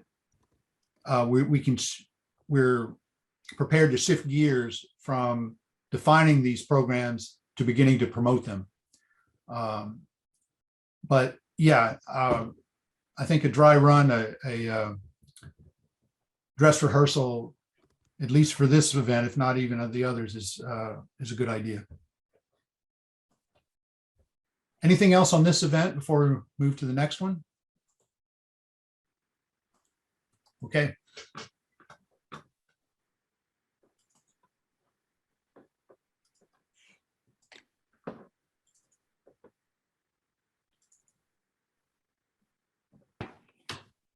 Okay. Sharon, take it away.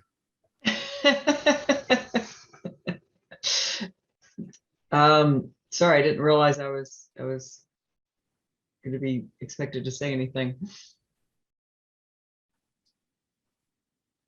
Well, I'll get it started and then you can take it from there. Basically, this program, as is noted here, is pretty much copied, at least that's the idea at the moment, copied from an event that Energize Wayland held. And the link is there. I don't know if any of you have had the opportunity to see that, but they organized an event. It was a Zoom event, lasted I think about an hour and 15 minutes, was intended for an hour. And it had the following sections. Brief introduction, like 3 minutes from the organizer, and then a presentation of about 20 minutes by a fellow from the Heat Smart Alliance. Excellent presentation, I thought. And it was just on the, kind of introduction to heat pumps. What are they? How do they work? What do they do for you, etc. Short and sweet and to the point, but I thought effective. Then that was followed by a couple of Wayland residents who had installed heat pumps, who talked informally about what their experience was. And then lastly, Q&A. Yeah, Q&A for, I think that's the part that stretched out. And it looked great. This is something Brad had suggested. He suggested I reach out to Heat Smart and this one particular fellow. And forgetting his last name, Steven is his first name. And he agreed to do this for us. He'll do the presentation. We just have to do the rest of it. And I think the main thing that we would need to do is really line up a couple of folks who have heat pumps and get them on the agenda. Well, we could, that could conceivably come from the smattering of people that we did the case studies for last year. Yep. Right.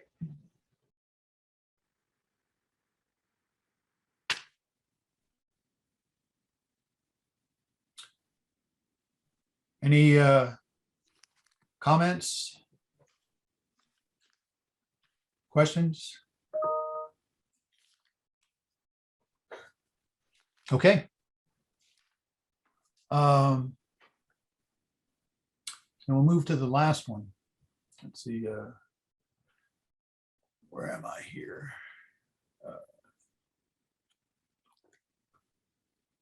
All right.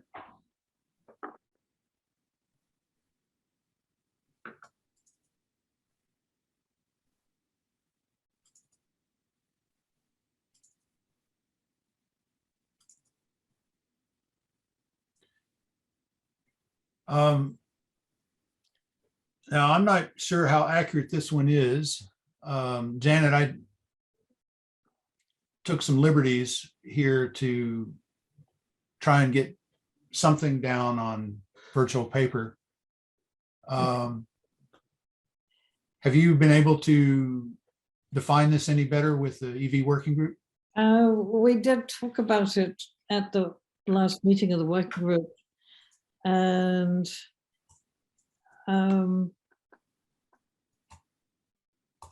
I think it should be in person. And so if you've got the Harvey Wheeler, that'd be great.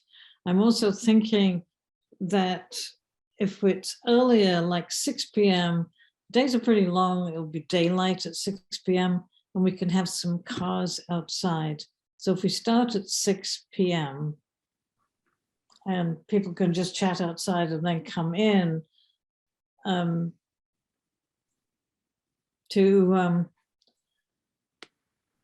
maybe 6:30 would be enough, but come inside maybe 6:30 or 7 o'clock for a presentation, the basics of charging, and then and then can have some tables with people offering information. I mean, we're talking about a breakout session on Zoom, but I think breakout session on tables will be more or less the same thing. So you can have somebody, answering questions about charging at home, and then somebody talking about various apps which are available for finding charging stations to help you charge away from home. And then another table talking about planning for long trips. And possibly winter driving. So it's a little vague still. So will you be able to refine this over the next week and a half? Can try. Okay. I thought it was June the 8th, not June It was. The turned out June 8th, the auditorium at Harvey Wheeler was not available on the 8th. But okay. It was on the 1st. So I took the 1st. Okay. All right. That's good to know. Right. I mean, if that's an issue, we could look for another location, but this was handy and easy. Yeah, and actually, I think it's a good location. Yeah. And it's fine as long as I know what to plan for. Right. So I'll look at this and I'll work on it. How about that? Maybe can go back and forth a bit with you. Yeah, yeah. Maybe other people in the working group, see what they think, because they will be involved. Right. Brad? Kind of the same comment I made a few minutes ago. I'm having a hard time imagining who's going to come to this, unfortunately. And because it's mostly an information only event, except that you can see some cars and talk to some people. If this was I know it's hard to pull off a ride and drive event, but if this were a ride and drive event, you'd actually have a lot of people coming. I just don't know who's going to come down to Harvey Wheeler to find out about EV charging. You know, it's an interesting point. I understand your concern. I don't mean to argue against it, but it turns out, anecdotally, this afternoon, a neighbor had questions for me about EV charging specifically. It's anecdotal. It's one data point. Whether he would go to Harvey Wheeler for an evening instead of catching me on the street to ask me about it, that's another question. Maybe if he didn't know you, he would. Maybe. Well, I think, if they're, come and see the range of cars available and then learn about charging, it will be more of attraction. But getting a ride and drive event is not going to happen. Right. That's not a word. Well, so are any being planned in this year? Do you know? Possibly in the fall. I know there's a Spring into West Concord Day date. I think it's April the 21st, but I know Janicetti is planning to get some cars to be at the train station in West Concord for people to look at cars and talk. Yeah. Last time I was there when they did that in the fall. There weren't that many people, but there was a continuous conversation. So I think people don't know what electric cars are available. They think of Teslas and small cars, but there are Yeah. bigger cars, and there are fast cars, and there are God knows what. We're trying to move this into the mainstream. I mean, the New York Times just had an article about how this year could be a tipping point for electric cars, and they're so in demand that dealers are requiring deposits months in advance. They are. The best car event we had, which was not a ride and drive, which was Concord Auto Show. And I don't remember if it was called the Concord Auto Show, but it was like the Rotary Club or the Elks Club had all these fancy cars being shown, and we showed a bunch of electric cars to that crowd. That got some good exposure. That was outside in the parking lot. We should just make sure that show isn't happening like right around then. I don't remember that at all. Yeah, this was 4 years ago. I remember there was one Ryan Pools got me into it. organized, which was at Walden Pond. Yeah, that's different. That was all electric cars and electric vehicles. Electric bicycles as well, and electric motorbike. So if we could get all those to come and be outside, and then bring people in. But I know there are Volkswagen ID4s, there are the Audi, the ginormous Audi e-tron. there's many Bolts and Nissans and Teslas. Then What whether if- we can get 4 or 5 cars out to the front and say, well, there's this number of cars, and then come in and learn the Right. ins and outs of charging. And Yeah, but I mean, I don't know whether people have other questions about electric vehicles, which we should cover, but the electric vehicle working group was certainly discussing Yeah. talking about charging, because maybe that's what if the description was basically, we twist it just a little bit and say, come see a variety of EVs and get your questions answered about EV charging. And so, we would arrange to have, amongst our friends and all the greenies, arrange to have a variety of EVs. I mean, just among us, I think we've probably got several right here. And we, ask our neighbors, and I think we could easily get a half a dozen different EVs there, if not more. And that could be a draw itself. Folks may have questions, but the fact that they could come and see and compare completely different cars, that might be a valuable thing. mhm.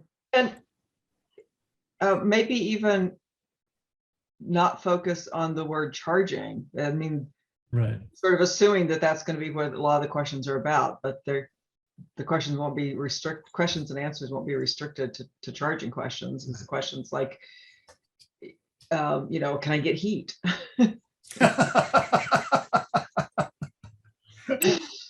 Yes, you can get heat from your heated steering wheel, your heated seats, and blankets for your passengers. Yeah, topic for all of us these last few days. So Janet, I just wanted to add that I think Mark Scribner was happy to help plan some of this. And so maybe we could try to get a meeting with him next week to nail down some of this. And I think he has a better understanding of vehicle availability. And Mark is actually the one who said we might be able to do a ride and drive in the fall, but when he's talking with dealers, we wouldn't have enough cars for a spring event. And so I think maybe touching base with him. And I think I also have some residents that have reached out to me and said, if you ever need to showcase a car, I would bring my car to an event. And so happy to connect you with them. And I remember Mark he said he powered a speaker with his car, and then he has an electric vehicle YouTube playlist. And just like the sound of music brought people over to be like, what's happening over there? And so maybe we could do that again. And if there was a way to have food or other things that might make people stick around a bit longer. It's right near Concord Center. If people just walk up the hill, that's where My Leaf is. There's also 2 chargers in front of 55 Church Street too for municipal use. So there's there's infrastructure there too to kind of highlight what's happening across the town. Hey, I'm sorry, I need to drop off. It's 9:15 and I have a couple of things I need to do for work. So. Okay. Yeah, I'm sorry things have run late. Hanny, probably you and I should catch up together Sure. offline. Yeah, no problem. Real quick. Okay, he's gone. Yeah, go ahead, Doug. And No, I had a question for Hani. That's all right. okay. Anything else on this event? This is the last one in the list. I think we've got a great program, nicely varied, good topics. We've got some more definitional work to do. So we'll all be busy this coming week. Brad? Just on that last event, so is the decision definitely to do it on a Wednesday evening as opposed to a Saturday at the train, No, in the open air? Just no, No, I'm glad you pointed that out. No, I don't, that, Maybe Mark would have an opinion about that probably. yeah, they're right. I Um, think a weekend day would be better than a weeknight. Well, if we So- could use the train station parking lot, we've got chargers right there that we could That's what I demonstrate. was thinking. Maybe Yeah. not, maybe we could arrange to let people park there without paying that day. So Um, Janet, if you want to, when talking with the EV working group and Mark Scribner, if you want to choose a different date, it makes no difference to me. If anything, I'm in agreement with Brad's suggestion that a weekend would be better.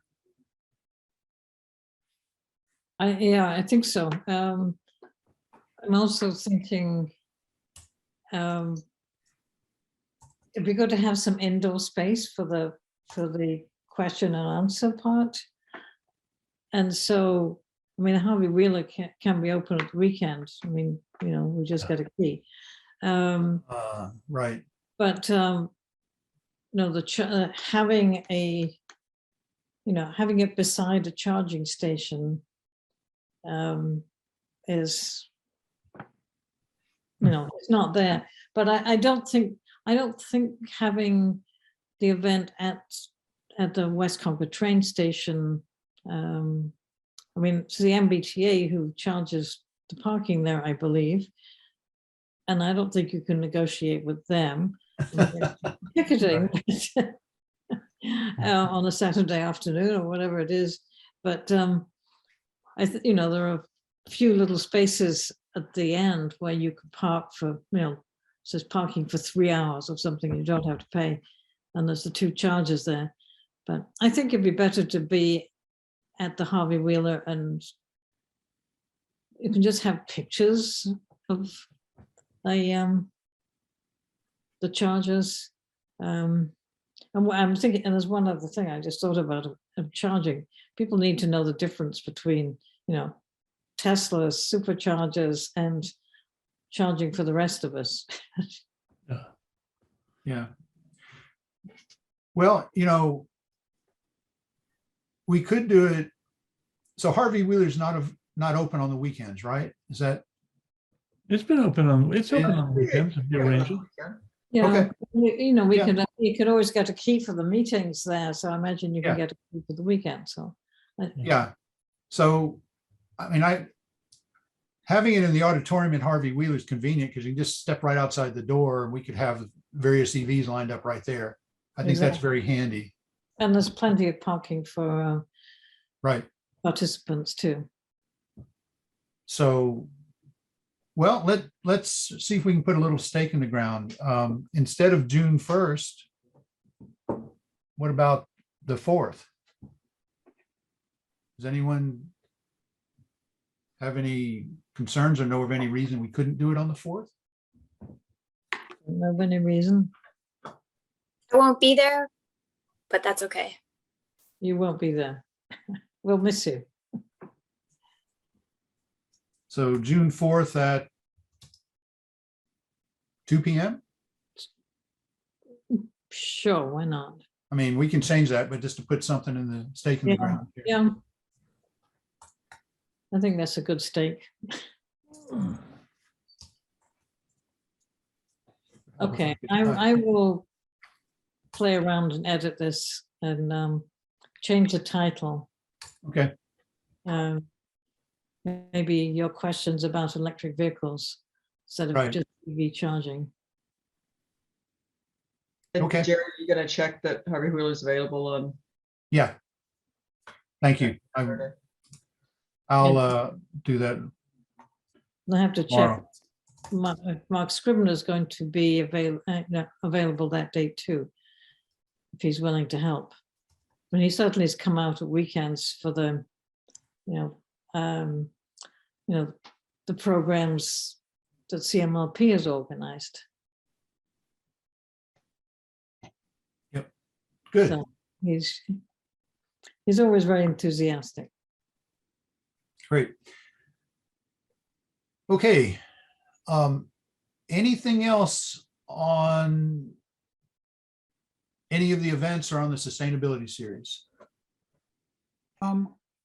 In terms of the brochure for the Sustainable Home of the Future, I was hoping that we could include giving out those brochures at that event. And I just want to make sure that there's enough of them Yeah. to be given out at this point.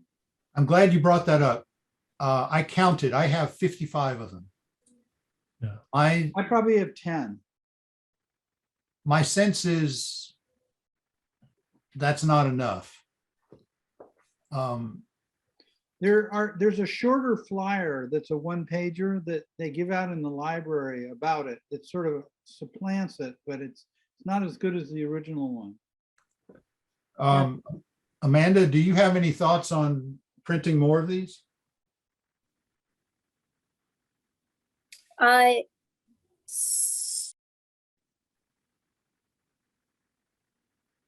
Sorry, I need to unmute on my phone, not my computer, for my audio to work. We hear you. Yeah, we do. So yeah, I think we can print more. I think we also can see how our traction is going on the first events as well. I mean, even if we had 50 people show up, I don't think 50 people will take a handout. Like when I was talking with Rennie, she said a lot of people will look at the handout at the library and they'll end up sort of leaving it there. And often people go find what they want online. Like people don't like to take paper with them. And so I would just, I mean, I'm open to printing more if we need more. And we can also see what kind of turnout we're getting at our events and always print more as we get closer to the date. So yeah, I'm open to that. Okay. There's a link. With a link, you can get to a copy of it on the Concord website. And there's a soft version of it up there. Maybe on a card that you handed out, you could have one of those RA codes, Yeah, maybe we could have some hard copies there, and then we could have a sign next to it that says interested in an electronic copy. Here's like a QR code to the PDF. That sort of might a be sustainable approach there, having both options. right. That might be a better way to go. And I suppose in a pinch, we could use the single page version that the library has. The library, I think, has some more copies of this too. I don't know how many, but we could check with them. Okay.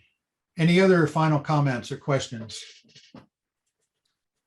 I have an announcement of sorts. The Mass DP, it's an EV incentive program and has DC fast charging grants. It's a total of 13 million is in grants for 306 ports for DC fast charging in Massachusetts. And Concord has been awarded 100,000 for a 2-port system. So, which I think will probably go in right out, because that was what they were talking about last year. Right. So, great.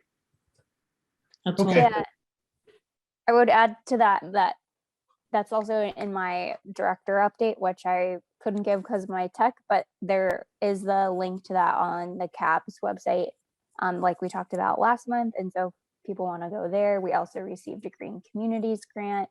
The DRER put out a stretch proposal for a new specialized building code, if you want to comment on that or review it.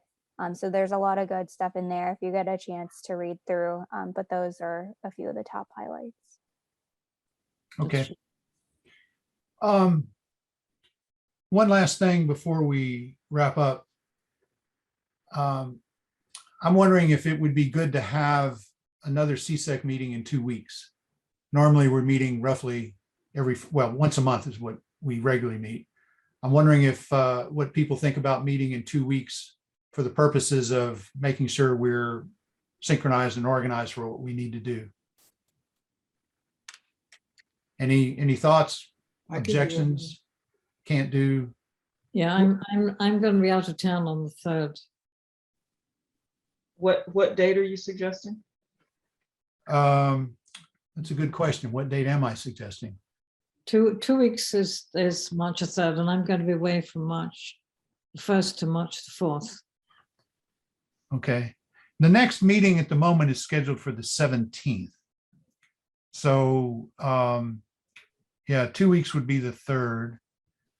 We could move the 17th meeting up. Instead of meeting on the 17th, we can meet on the 10th. Jerry, could you put your calendar listing up? Yeah. Let me. Oh, is it the next tab to the right, sustainability series? That looks like a. Oh, yes, it is. That's, I missed that. There it is. So.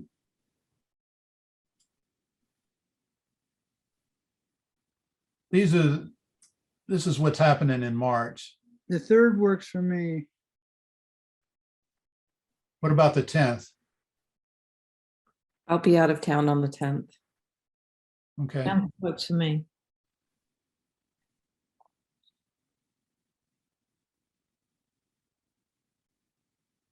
all right.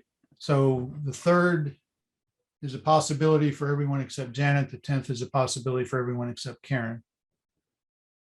I may be out of town one of those weeks. I don't know yet, but might be able to call in regardless. Okay.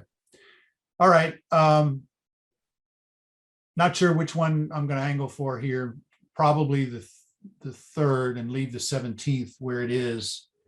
Yeah, maybe that's the best thing to do. All right, let's assume next meeting's on the 3rd. Amanda, if you could put that on the calendar, then we'll do that. And then we'll also meet again on the 17th regularly. Okay. Anything else anyone wants to bring up on anything? All right. I'll entertain a motion to adjourn. So moved. And a second. I'll Got it second. from Sharon. Thank you all. We are adjourned. And I do want to particularly say thank you all for staying late. I'm sorry it ran over. We've got a lot of stuff happening here. It was a very effective meeting, I think. We've got a lot of work to do, but this was a great step forward. Thank you all. Thank you. Good night, everybody. Good night, everybody.